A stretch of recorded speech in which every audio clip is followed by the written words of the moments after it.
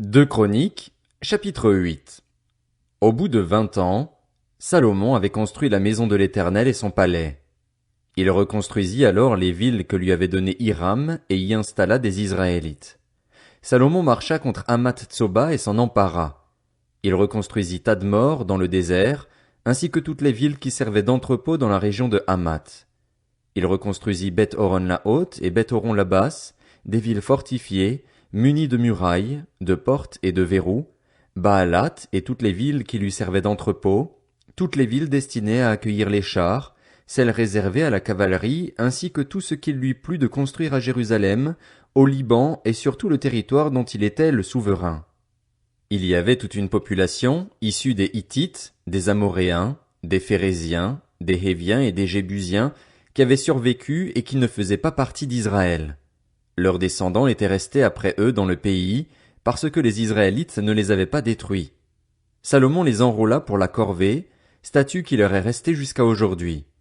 En revanche, Salomon n'employa aucun des Israélites comme esclaves pour ses travaux, ils étaient des hommes de guerre, les chefs de ses écuyers, les commandants de ses chars et de sa cavalerie. Les chefs des officiers dont disposait le roi Salomon étaient au nombre de 250. Ils avaient autorité sur le peuple. Salomon fit monter la fille du pharaon de la ville de David jusque dans la maison qu'il lui avait construite, car il dit, « Ma femme n'habitera pas dans la maison de David, roi d'Israël, parce que les lieux où est entrée l'arche de l'Éternel sont saints. » Salomon offrit dès lors des holocaustes à l'Éternel sur l'autel de l'Éternel qu'il avait construit devant le portique. Il offrait ce qui était prescrit par Moïse pour chaque jour, pour les sabbats, pour les débuts de mois et pour les fêtes, 3 fois par année, lors de la fête des pains sans levain, de la fête des semaines et de la fête des tentes. Il suivit la règle établie par son père David pour installer les classes des prêtres dans leur service et les Lévites dans leur charge. Celle-ci consistait à louer l'Éternel et à faire le service suivant les exigences de chaque jour en présence des prêtres. Il répartit aussi les portiers entre les diverses portes, d'après leur classe, car c'était ce qu'avait ordonné David, l'homme de Dieu. On ne s'écarta en rien de l'ordre du roi à propos des prêtres et des Lévites, pas même pour ce qui concernait les trésors. Tout le travail de Salomon fut solidement affermi, depuis le jour où l'on posa les fondations de la maison de l'Éternel jusqu'à celui où elle fut terminée. C'est ainsi que la maison de l'Éternel fut terminée. Salomon partit alors pour Edjon-Guéber et Élat, sur les bords de la mer des roseaux, dans le pays d'Édom.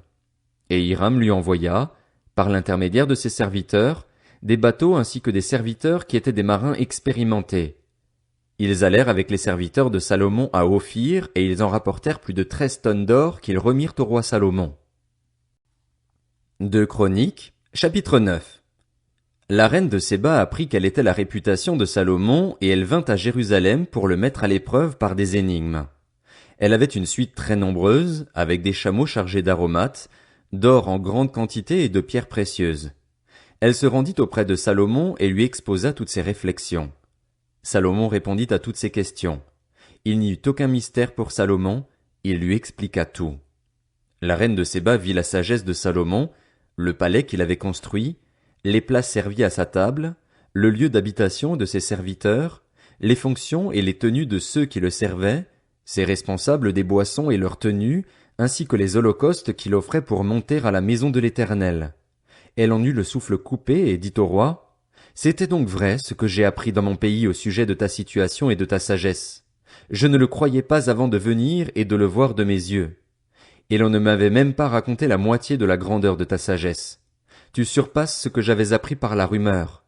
Heureux tes hommes, heureux tes serviteurs, puisqu'ils sont constamment devant toi et peuvent bénéficier de ta sagesse. Béni soit l'Éternel, ton Dieu, qui t'a choisi pour te placer sur ton trône comme roi pour l'Éternel, ton Dieu. C'est parce que ton Dieu aime Israël et veut le faire subsister éternellement qu'il t'a établi roi sur lui pour que tu exerces le droit et la justice. » Elle donna au roi plus de 3,5 tonnes d'or, une très grande quantité d'aromates et des pierres précieuses. Il n'y eut plus d'aromates pareils à ceux que la reine de Séba donna au roi Salomon. Les serviteurs de Hiram et ceux de Salomon qui rapportèrent de l'or d'Ophir ramenèrent aussi du bois de santal et des pierres précieuses. Avec ce bois de santal, le roi fit des escaliers pour la maison de l'Éternel et pour le palais royal, ainsi que des harpes et des luttes pour les musiciens. On n'en avait pas vu de pareil auparavant dans le pays de Juda. Le roi Salomon donna à la reine de Séba tout ce qu'elle désira, ce qu'elle demanda, plus qu'elle ne lui avait apporté. Puis elle repartit et rentra dans son pays avec ses serviteurs. Le poids de l'or qui arrivait chez Salomon chaque année était de près de 20 tonnes, en plus de ce qu'il retirait des négociants et des marchands qui en apportaient, ainsi que de tous les rois d'Arabie et des gouverneurs du pays qui lui apportaient de l'or et de l'argent. Le roi Salomon fit 200 grands boucliers en or battu, pour chacun desquels il employa 7 kilos d'or battu, et 300 autres boucliers en or battu, pour chacun desquels il employa près de 2 kilos d'or. Il les plaça dans la maison de la forêt du Liban. Le roi fit aussi un grand trône en ivoire, et il le couvrit d'or pur. Ce trône avait 6 marches et un marchepied en or qui lui était fixé. Il y avait des bras de chaque côté du siège, 2 lions se trouvaient près des bras, et 12 lions sur les 6 marches, de chaque côté. On n'a rien fait de pareil pour aucun royaume. Toutes les coupes du roi Salomon étaient en or et toute la vaisselle de la maison de la forêt du Liban était en or pur. Rien n'était en argent. On n'en faisait aucun cas à l'époque de Salomon. En effet, le roi avait des bateaux long courriers qui naviguaient avec les serviteurs de Hiram. Tous les 3 ans, les bateaux long courriers arrivaient, chargés d'or, d'argent, d'ivoire, de singes et de paons. Le roi Salomon dépassa tous les rois de la terre par ses richesses et sa sagesse. Tous les rois de la terre cherchaient à le voir pour bénéficier de la sagesse que Dieu lui avait donnée, et chacun d'eux apportait son cadeau. Des objets en argent et en or, des habits, des armes, des aromates, des chevaux et des mulets. Cela se passait de cette manière chaque année. Salomon avait 4000 stalles pour les chevaux destinés à ses chars et 12 000 cavaliers qu'il plaça dans les villes où il gardait ses chars et à Jérusalem, près de lui. Il dominait sur tous les rois établis entre l'Euphrate et le pays des Philistins, et jusqu'à la frontière de l'Égypte. Le roi rendit l'argent aussi commun à Jérusalem que les pierres, et les cèdres aussi nombreux que les sycomores qui poussent dans la plaine. C'était en Égypte et dans tous les pays que l'on achetait des chevaux pour Salomon. Le reste des actes de Salomon, des premiers aux derniers, est décrit dans les annales du prophète Nathan, dans la prophétie d'Akija de Silo, et dans les révélations du voyant Jéhédo sur Jéroboam, fils de Nébat. Salomon régna 40 ans à Jérusalem sur l'ensemble d'Israël. Puis il se coucha avec ses ancêtres, et on l'enterra dans la ville de son père David. Son fils Roboam devint roi à sa place. 2 Chroniques, chapitre 10. Roboam se rendit à Sichem, car tout Israël y était venu pour le proclamer roi. Lorsque Jéroboam, le fils de Nébat, l'apprit, il se trouvait en Égypte, où il s'était enfui loin du roi Salomon, et il en revint. On le fit appeler. Jéroboam et tout Israël vinrent alors trouver Roboam et lui dirent, « Ton père a exercé une dure domination sur nous. Maintenant, allège le dur service et la domination particulièrement lourde que nous a imposé ton père, et nous te servirons. » Il leur répondit, « Revenez vers moi dans 3 jours. » Et le peuple s'en alla. Le roi Roboam consulta les anciens qui avaient été au service de son père Salomon pendant sa vie. Il leur demanda, « Que me conseillez-vous de répondre à ce peuple ? » Voici ce qu'ils lui dirent. « Si tu fais preuve de bonté envers ce peuple, si tu les accueilles favorablement en leur adressant des paroles bienveillantes, ils seront pour toujours tes serviteurs. » Mais Roboam délaissa le conseil que lui donnaient les anciens et consulta les jeunes qui avaient grandi avec lui et qui faisaient partie de son entourage. Il leur demanda, « Que me conseillez-vous de répondre à ce peuple ? Ils me tiennent ce langage.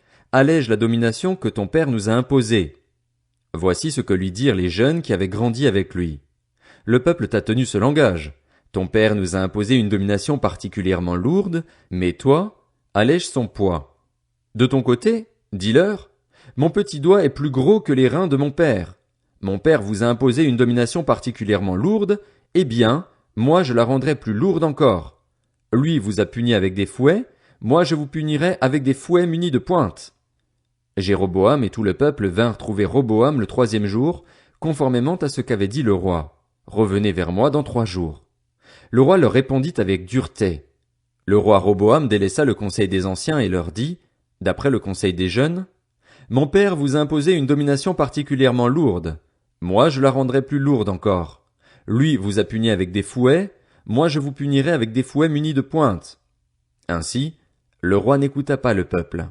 Cela fut en effet conduit par Dieu pour que s'accomplisse la parole que l'Éternel avait dite par l'intermédiaire d'Akija de Silo à Jéroboam, le fils de Nébat.